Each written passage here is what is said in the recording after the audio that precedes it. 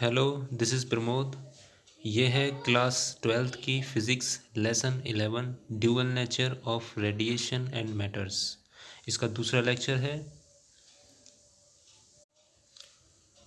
देखिए, आज मैं आपको बताऊंगा थ्रेशोल्ड फ्रीक्वेंसी।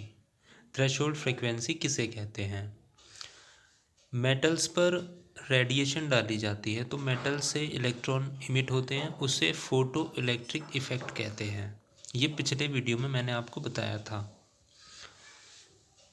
अगर जो इंसिडेंट रेडिएशन है उसकी हम फ्रीक्वेंसी एक डेफिनेट रेट पर डालते हैं, मतलब एक उसकी फ्रीक्वेंसी निश्चित होती है। उसकी फ्रीक्वेंसी अगर हम कम करें तो इलेक्ट्रॉन इमिशन पर इसका फ़र्क पड़ता है, और एक फ्रीक्वेंसी ऐसी होगी कि उससे कम फ्रीक्वेंसी की रेडिएशन अगर हम मेटल सरफेस पर डालेंगे तो कोई इमिशन नहीं होगा। वही फ्रीक्वेंसी, उसी फ्रीक्वेंसी को जिससे कम फ्रीक्वेंसी वाली रेडिएशन से मेटल से कोई इमिशन नहीं होता, उसे थ्रेशोल्ड फ्रीक्वेंसी कहते हैं। जैसा कि आप स्क्रीन पर देख रहे हैं, minimum value of frequency, frequency की वो मिनिमम वैल्यू, वो मिनिमम वैल्यू जिससे कम बिलो विच, जिससे कम होने पर फोटो इलेक्ट्रिक इमिशन नहीं होता, उसे हम थ्रेशोल्ड फ्रीक्वेंसी कहते हैं। थ्रेशोल्ड फ्रीक्वेंसी कहते हैं। देखिए, एक सवाल है, the graph show variation of stopping potential versus frequency. ये जो ग्राफ देख रहे हैं, ये दो मेटल्स के लिए, मेटल ए और मेटल बी के लिए, मेटल बी और मेटल ए, इनके लिए फ्रीक्वेंसी और स्टॉपिंग पोटेंशियल का ग्राफ है। हमें इस ग्राफ से देखकर बताना है किसकी थ्रेशोल्ड फ्रीक्वेंसी ज़्यादा है, किसकी थ्रेशोल्ड फ्रीक्वेंसी ज़्यादा है, हायर है।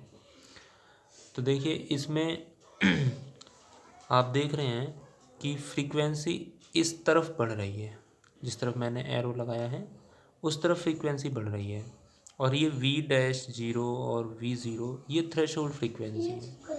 ये मेटल ए के लिए है V-0, और V0 ये मेटल बी के लिए है। तो यहाँ से क्लियरली दिख रहा है कि V-0 ज़्यादा है, इसका मतलब मेटल ए की थ्रेशोल्ड फ्रीक्वेंसी ज़्यादा होगी। तो इसका आंसर होगा कि मेटल ए की थ्रेशोल्ड फ्रीक्वेंसी ज़्यादा होगी।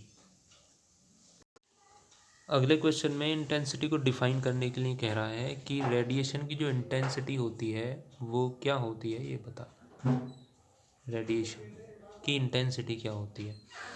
तो इंटेंसिटी से एक, अगर आप डायरेक्टली एक छोटा सा एग्जांपल दूं, मॉर्निंग में सनलाइट थोड़ी धीमी सी होती है और नून में बहुत तेज़ होती है। तो नून में इंटेंसिटी ज़्यादा होती है लाइट की और मॉर्निंग में कम होती है। लेकिन इसकी डेफिनेशन देनी है, तो डेफिनेशन में पर मीटर स्क्वायर इंसिडेंट रेडिएशन की एनर्जी, जो पर मीटर स्क्वायर में एनर्जी इंसिडेंट हो रही है पर सेकंड, एक सेकंड में, उसे लाइट की इंटेंसिटी कहते हैं। समझे? पर मीटर स्क्वायर में, पर सेकंड में, पर मीटर स्क्वायर में जो एनर्जी इंसिडेंट हो रही है लाइट की, वो उस लाइट की इंटेंसिटी होगी। और इसे इसकी ऐसा यूनिट वाट पर मीटर स्क्वायर होती है, या जूल पर सेकंड स्क्वायर मीटर होती है। तो इंटेंसिटी क्या होती है और उसकी ऐसा यूनिट क्या होती है, समझ आ गया होगा आपको। इससे आगे मैं अगली वीडियो में बताऊंगा। Thank you.